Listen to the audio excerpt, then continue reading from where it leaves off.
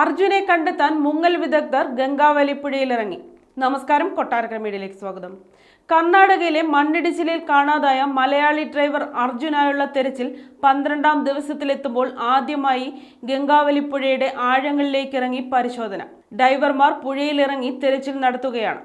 ഈശ്വർ മാൽപ്പയുടെ നേതൃത്വത്തിലാണ് നദിയിൽ നിർണായക ദൗത്യം നടക്കുന്നത്. നദിക്ക് നടുവിലെ മൺകൂനയിൽ നിന്നും ആഴത്തിലേക്ക് പരിശോധന നടത്താൻ ശ്രമിക്കുകയാണ് ലക്ഷ്യം. വടമുപയോഗിച്ച് ശരീരത്തിൽ ബന്ധിച്ച ശേഷമാണ് ഡൈവർമാർ ഇറങ്ങിയത്. അർജുന്റേതെന്ന് കരുതുന്ന ട്രക്ക് ഉണ്ടെന്നുറപ്പിച്ച പോയിന്റ് നമ്പർ 4ലാണ് പരിശോധനകൾ നടക്കുന്നത്.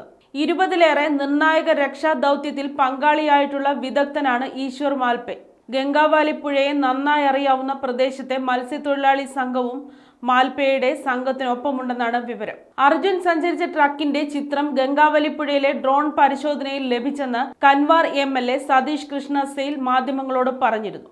ചെരിഞ്ഞ നിലയിലാണ് ട്രക്കെന്നും സിഗ്നലുകൾ കണ്ട സ്ഥലത്ത് തന്നെയാണ് ട്രക്കിന്റെ സാന്നിധ്യം കണ്ടെത്തിയതെന്നും അദ്ദേഹം പറഞ്ഞു. കനത്ത മഴയും പുഴയിലെ അടിയൊഴുക്കും രക്ഷാപ്രവർത്തനത്തിന് തടസ്സമായിരുന്നു.